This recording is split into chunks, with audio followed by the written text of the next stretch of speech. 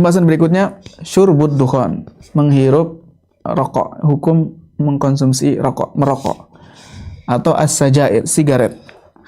Hukum mengkonsumsi rokok adalah diharamkan karena rokok adalah benda yang buruk dan jelek dan buruk bagi orang yang memiliki jiwa dan akal yang bagus ya. Orang yang akalnya masih sehat, yang baik, orang-orang yang baik akan menganggap dukhan, rokok ini benda yang buruk, benda yang jelek. Allah Ta'ala berfirman, alladzina yattabi'una ar-rasulan nabiyyal ummiyya alladzi yajidunahu maktuban 'indahum fit tawrati wal injil ya'muruhum bil ma'rufi wa yanhahum 'anil munkar.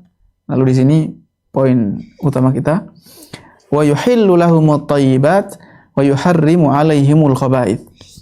Nah, yang menghalalkan makanan-makanan yang baik, thayyib, dan mengharamkan hal-hal makanan-makanan yang buruk. Wa yadau anhum israhum wal aghlal allati kanat 'alaihim falladzina amanu bihi wa 'azzaruhu wa nasaruhu wattaba'un nur alladzi unzila ma'ahu ulaika humul muflihun. Allah Azza wa Jalla dalam surat yang lain, kalau tadi surat Al-A'raf, di surat Al-Maidah juga Allah berfirman, yas'alunaka madza uhilla lahum qul uhilla lakumut thayyibat. Ketika mereka bertanya, apa yang dihalalkan? Katakanlah, yang dihalalkan bagi kalian adalah makanan-makanan dan minuman yang baik.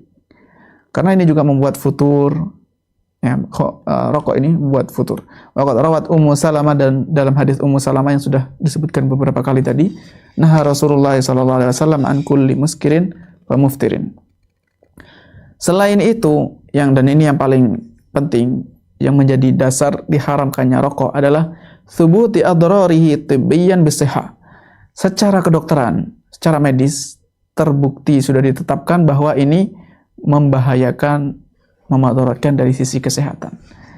Jadi sebenarnya syariat Islam itu jangan sampai ada asumsi bahwa syariat Islam melarang hal-hal yang keren gitu.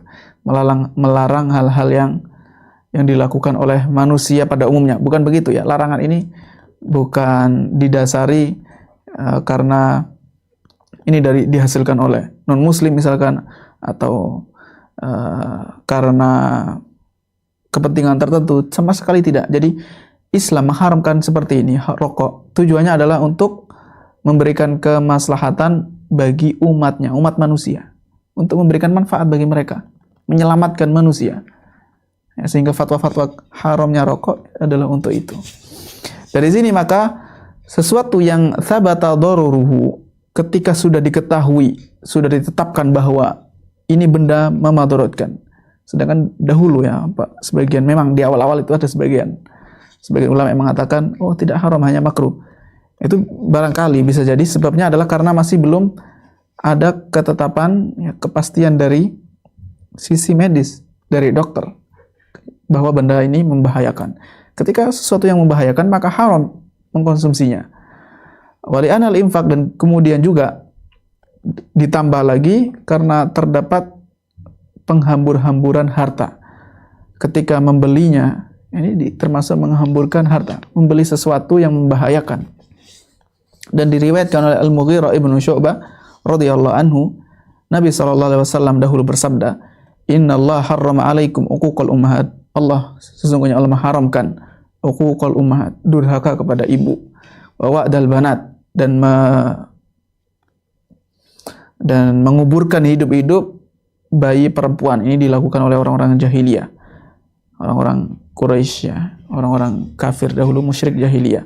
Wa man'an wahad, sukanya meminta, tidak mau memberi tapi sukanya man'an, enggak mau ngasih, sukanya meminta-minta.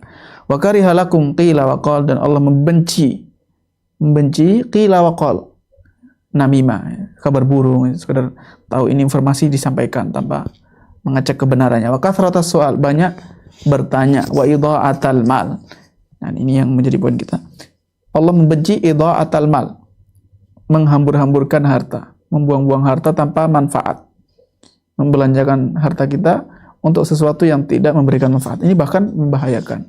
Wal karahatu, dalam hadits ini karihalakum, karahah di sini bukan makruh dalam istilah ilmu usul fiqih, tetapi di sini maksudnya adalah karahatu tahrim, dibenci dan mencapai tingkatan haram.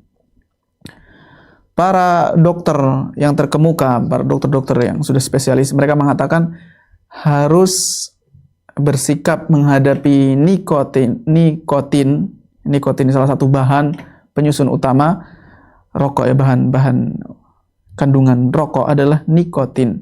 Nikotin yang terdapat dalam tembakau ini seperti, jadi mereka ini dokter-dokter ya, bukan ulama syariat. Kata mereka harus diperlakukan sebagaimana bahan-bahan narkotika yang membahayakan seperti heroin dan kokain. Nah, nikotin ini harus diperlakukan sama seharusnya. Dan sebagian orang berusaha untuk mengurangi keharaman ini. Jadi mereka membuat alasan-alasan bahwa rokok ini mengandung tar yang sedikit, kandungan tarnya itu sedikit. Jadi tidak membahayakan, atau bahayanya kalaupun ada sedikit. Nah, sebagian mereka mencari-cari alasan. Ini tidak benar karena jadi kaum muslimin ya, dalam masalah ini, ulama syariat, mereka merujuk juga ke ulama-ulama kedokteran, para ilmuwan medis. Kedokteran modern menetapkan bahwa rokok yang mengandung sedikit pun dari tar bisa jadi inilah yang menjadi penyebab semakin meningkatnya penyakit-penyakit yang berbahaya. Di antaranya adalah saratonur ri'ah, kanker paru-paru. Ini disebabkan oleh tar, walaupun sedikit. Tetapi biasanya orang yang mengkonsumsi sedikit lama-lama akan terakumulasi juga banyak, ya, karena menjadi terbiasa, terkumpul banyak di dalam tubuh pengkonsumsinya. Kemudian mereka juga, para dokter ini memberikan sifat sebagian rokok ini ya, yang ya, atau orang-orang yang menyifati bahwa rokok ini kandungan tarnya sedikit, maka kalau dikonsumsi banyak akan menjadi berbahaya juga. Jadi mereka menganggap kalau dikonsumsi karena tarnya sedikit berarti nggak apa-apa gitu. Yang memudaratkan bagi kesehatan kan sedikit, bahayanya sedikit. Nah, berbahaya sedikit atau banyak itu sesuatu yang buruk, ya kan? Kita tidak ingin ya secara dasar sebelum ditarik ke rokok. Apakah Anda mau melakukan sesuatu, mengkonsumsi sesuatu yang tidak ada manfaatnya, dari sisi gizi tidak bermanfaat, tetapi dia memiliki bahaya yang sedikit. Apakah Anda mau? Jawabannya pasti setiap orang yang berpikir cerdas tidak akan mau mengkonsumsinya. Nah, kalau seperti itu maka begitu juga merokok dengan cara-cara yang lain, baik pakai shisha atau jadi ashisha atau anarjilah hookah. Nanti akan dibahas secara terpisah sebenarnya pembahasan shisha. Dengan menggunakan tembakau atau bahan-bahan yang lain, al-mu'assal, molas, ini bahan yang digunakan untuk mengkonsumsi atau memakai shisha, menggunakan al-mu'assal. Karena semuanya memiliki sifat yang sama, yaitu membahayakan, merusak. Dan penelitian menetapkan bahwa tembakau ini ya, jika dikonsumsi dalam jumlah yang banyak, ini juga mengandung bahaya.